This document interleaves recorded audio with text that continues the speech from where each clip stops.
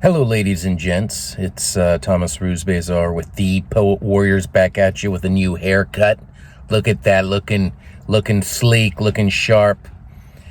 And we are returning to our director's notebook and today's play that we are going to discuss and the elements and maybe what to focus on in that play, especially for beginners or directors, young directors who are interested in getting a little bit more insight, or just folks who are interested in the piece. And today's work is Waiting for Godot by Samuel Beckett, the wonderful Irish playwright, novelist, writer extraordinaire.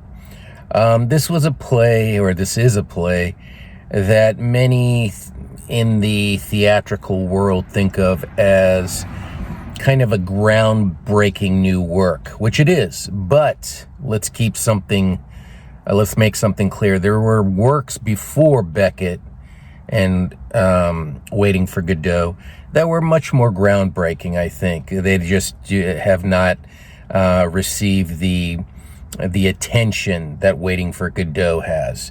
And for whatever reason, whatever mysterious things in the universe that happen, this work has kind of taken, kind of is on the mantle as being one of the groundbreaking seminal works of the 20th century theater, and henceforth, so forth.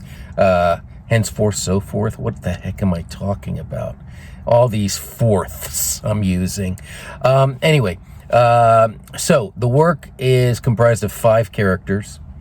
There are 2 characters, and they are their relationship is a mystery. Beckett never talks about what their relationship truly is, but you can, interpret them as friends, comrades in arms, family. It could be any of the above. And those 2 characters, the main characters who are in the play from beginning to end, Vladimir and Estragon. Their nicknames are Didi and Gogo. Don't ask me which is which, but these are the 2 main characters. Godot is considered a serio-comic work. There is a definite serious component to it. There's a tragic component to it. I don't know so much tragic, but I think more existential, that kind of in that vein. But you also have to really, really be aware of the comic element. And especially with these 2, there's a playfulness, there is mischievousness. They kind of keep themselves entertained in this very bleak, isolated, country road landscape where there's nothing around, no civilization. You can think of it as something maybe post-apocalyptic, if you like. Folks have done this play not only, kind of along this like bleak country road in the middle of nowhere, but, abandoned warehouses. You can kind of play around, even though purists will say, follow Beckett's stage directions to the maximum. Do not, veer off from that bullshit. I really believe if you're going to do your thing, do your thing. Now, there's a lot of vaudeville elements, this play between these 2 characters. There's timing involved. There's a lot of these bits that I think the directors need to play with, and a sense of improvisation within improvisation, meaning even though you stage something, allow the actors to have this play, even though there are bits, and these bits are choreographed, timing's involved. The comic element is so crucial to this play. You can't ignore it. The comic is very, very important.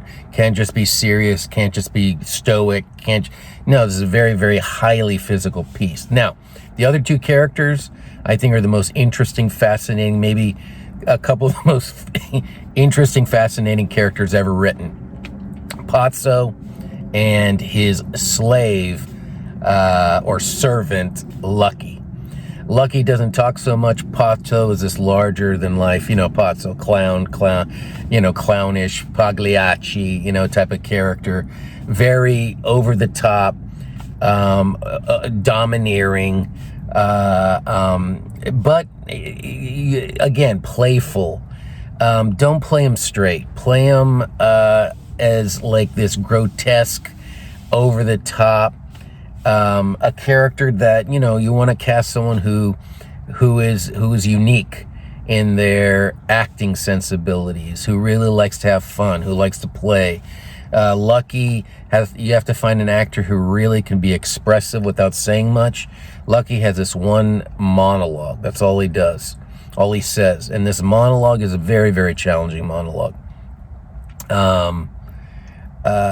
And a brilliant monologue. And so these two, their relationship is, it could be master servant, it could be father son in some strange way. It's how you want to interpret it, and you don't even have to state it. There's nothing stated about these relationships. It's really up to the director and the actors to make whatever type of choices they want in the so-called relationship.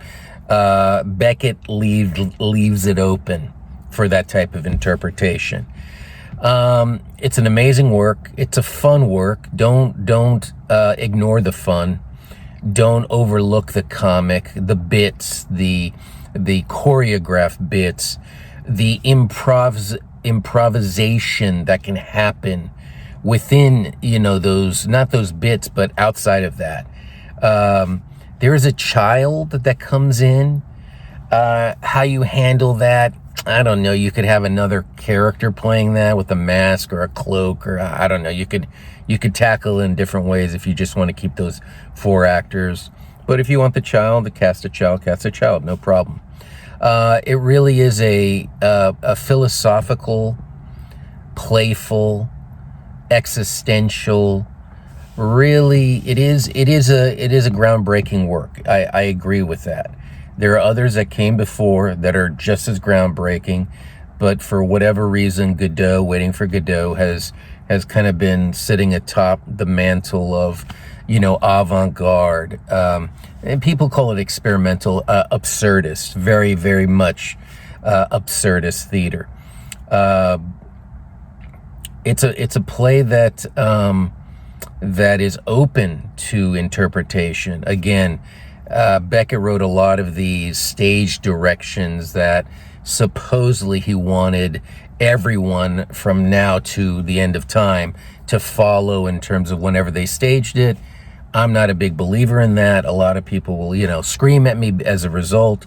I think whatever director and artistic team and actors get together, they could figure out their own stage direction, staging of it, and do their own thing.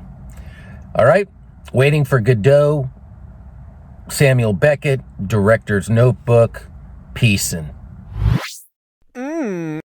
Tasty.